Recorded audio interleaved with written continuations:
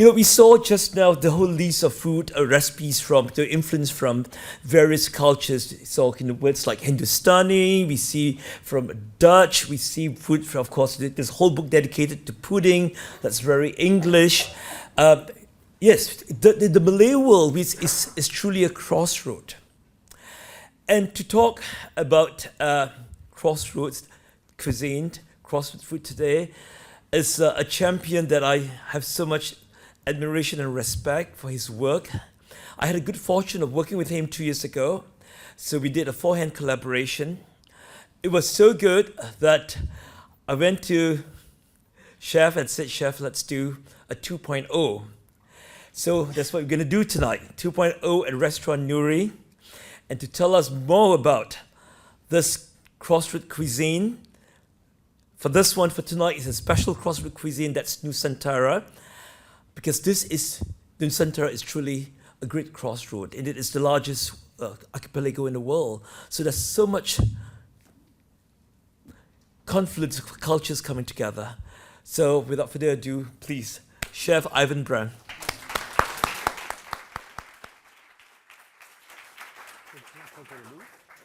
My name is Ivan Brehm. I'm a chef from Brazil.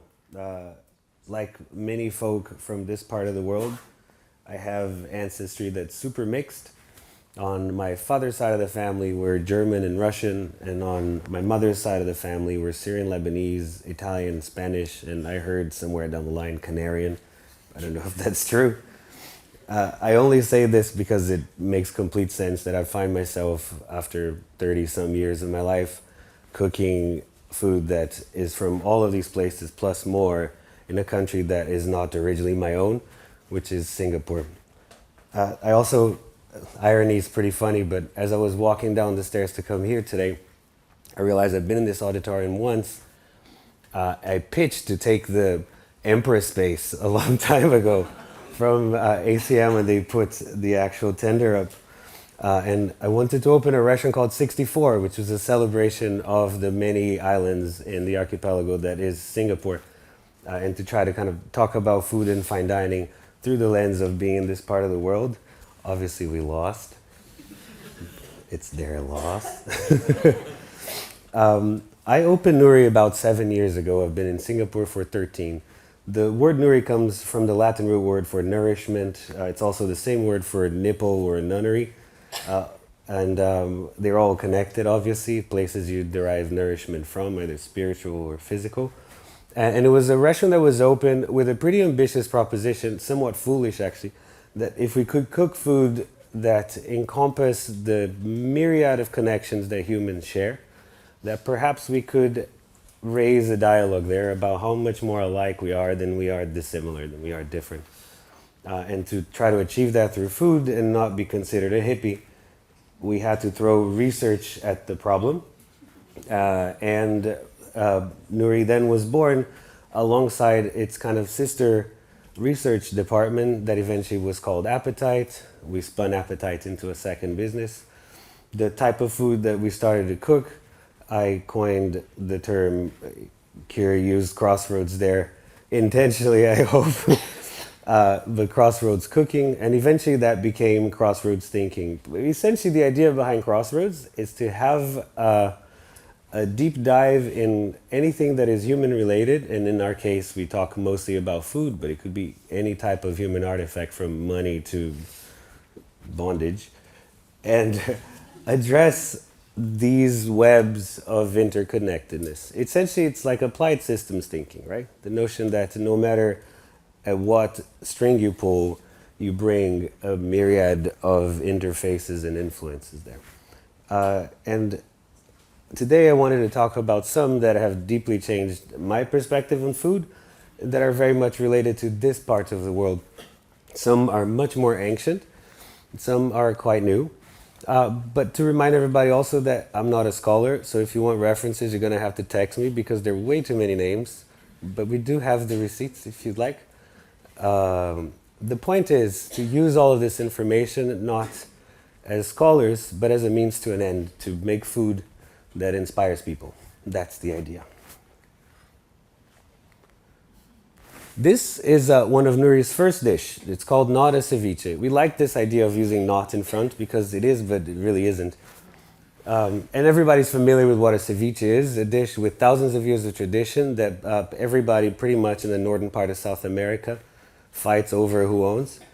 Peruvians seem to have a claim for it. The dish of fish marinated in some sort of acidic medium, cooked, right, cold cooked in some sort of acidic medium, now lime, right, was originally made with the juice of tumbo, a type of passion fruit that originates in South America. Citrus fruits came much later during Columbian times. Or the juice of chicha, which is fermented, masticated corn. The process of mastication uses amylase. Ferments, not very nice, I know, but you had to spit to make it work. And it did. You ended up with like a really sour and somewhat alcoholic kind of beverage that was then used to cook these products. This ceviche, which everyone, as I said, fights over, didn't have coconut as ours does. Coconut also arrived in South America later. And some of the weird origin stories for this. Ceviche, apparently, there's a historian that talked about how sailors that would eat the dish would, quote unquote, curse because of how acidic it was. And ceviche is essentially an adaptation of son of a because it was tart, or that it came via Europeans through Mediterranean influence, escabeche-like. Also, obviously, Europeans invented everything, apparently, in the world. So our ceviche is this here. We had scallops, we had ginger, things that aren't very typical in South America, but not pointless in this context. Our ceviche is based on this ceviche, right? The Peruvian version.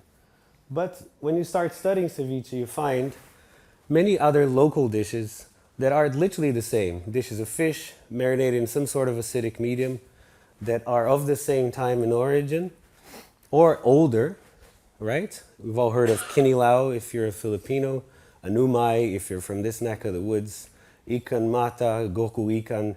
All of these dishes are literally the same dish. Maybe the ingredient changes, the acid changes, coconut vinegar in one, lime in another, but the point is the same. Everywhere from this part all the way across Hawaii, Easter Islands, Austronesians, the first inhabitants of this part of the world that we are referencing today as Nusantara, have been making this food. How come? This is a map of Austronesian expansion. Folks from this neck of the woods, originally from Taiwan, spread right and left, east and west.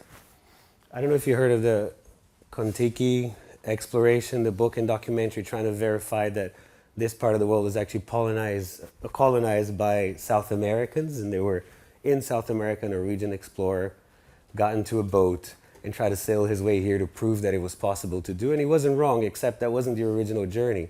That was a journey of return.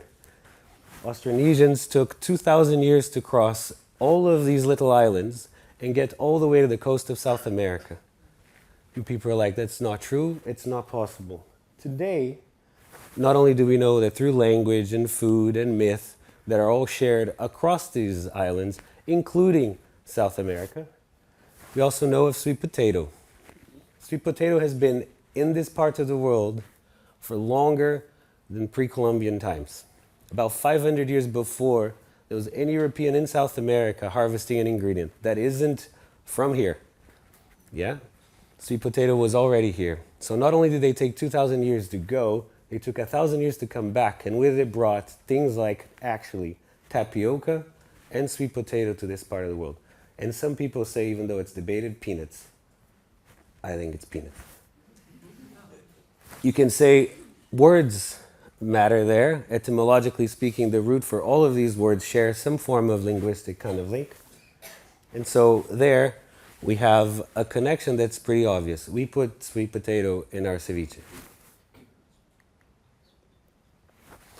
I think the point that became apparently clear to us when we were studying these food traditions was that the idea wasn't to make smart food. It was that when you actually respect the origin stories of these dishes and the traditions that you study, that you're actually telling your story. It's not a thing that is separate from you, that you hang on a shelf and you talk about, but is in fact encoded into pretty much everyone's DNA if you have that level of connection. The aim, really, when you make these foods, is that people from all over the world sit down in your restaurant, eat, and say, oh, this reminds me of my grandmother. And you'd be surprised, actually, how many times this happens. We could have a Filipino gentleman and a Swedish guy on opposite sides of the room drinking the same broth that we serve in the beginning, and they say, that reminds me of my grandmother. It is because of these bits. Ultimately, these stories and histories that we're sharing today are our stories. And we have some form of connection with them. We might not understand a particular product from a weird corner of the globe, but we understand an equivalent very near us. And I guess what we're aiming for is that connection. Another way that this part of the world has influenced our cooking is with a dish that's just about to go on our menu. We call it black and gold, the reference to both black pepper and its value over time. And in studying, the dish started with a conversation between me and an Italian chef trying to figure out what the history of cacio e pepe was, a very famous Italian pasta.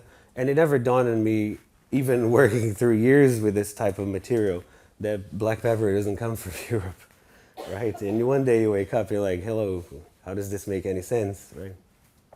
How is a dish that's so emblematically Italian, rooted in recipes that are about 2,500 years old, uses an ingredient that is not from this neck of the woods?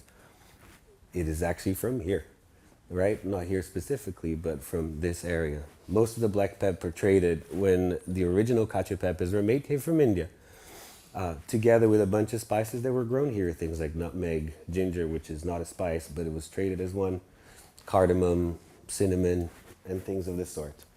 This is essentially a risotto of sorts, another conversation about rice and its unifying kind of power across many parts of the world.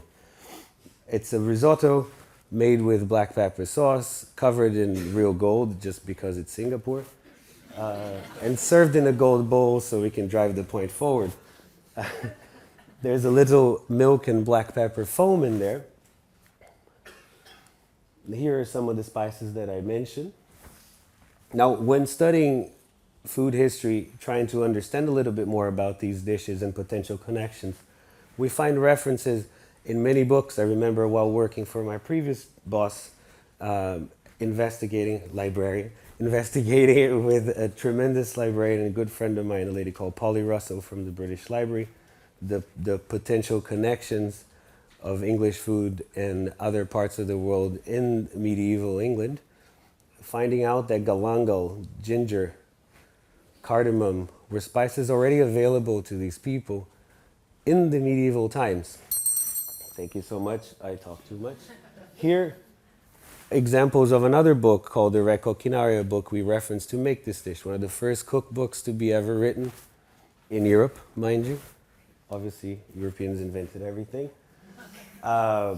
Talking once again about mulled wine making, a process that was by itself already loaned, right? Not European by default. Spiced with different types of spices that did not come from Europe, that were traded over a vast swath of land and cross-pollinated pretty much the entirety of the planet in an ancient system of maps, really, and roads that is almost prehistoric. I mean, you've all seen this in some capacity, but the reality is the routes that are shown there have been navigated or walked on pretty much for as long as we've been standing on 2 feet. The history of this part of the world is actually our history collectively. And I didn't really understand that until I tried to cook my own food. This is acarajé and vatapá, a dish that I grew up in Brazil, knowing as African in origin, mixed with native accents of Brazilian and some Portuguese hints here and there. Except the dish is riddled with herbs and spices that are not African and never were. How did they get there? It was through this channel of communication and with a source origin found right here at this place, not ACM, but in this part of the world. And For me, every time you recount this story, we could approach this from a completely different angle and be talking about, I don't know, native Brazilian food or food of our Scandinavian friends. But ultimately, the point would be the same, that no matter where you look, the deeper you look, you find doors for pretty much everywhere else. That's systems thought in a nutshell, really, that these systems are so interwoven, they're very much part and parcel of the same thing. And the irony, again, not lost, is that we refer to these bits as culture in the same way that we refer to culture in a petri dish for little bacteria and single cell organisms. And so I'll leave you guys with one small story. If you take one particular unicelled organism and throw inside a petri dish, you know exactly the rate it's going to reproduce, how much food and toxin it's going to create, and eventually when it will die, if you confine it to a particular set of circumstances. You know that because genetically you have studied it and you understand how it operates. If you introduce another single-celled organism that does not share the same DNA to that same petri dish and they get to hang out, both of them morph. And they're never the same. And their children are never the same. And their children's children are never the same.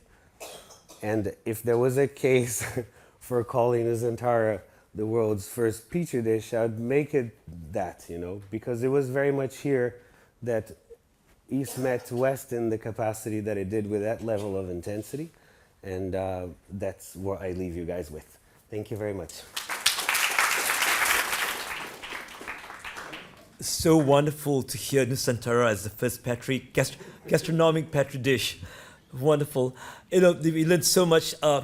Given your background, we know that manteiga and keju, we got that, and bolu, we got that from the Portuguese, and likewise, the other way around, the Portuguese got limau and bubur, among other things.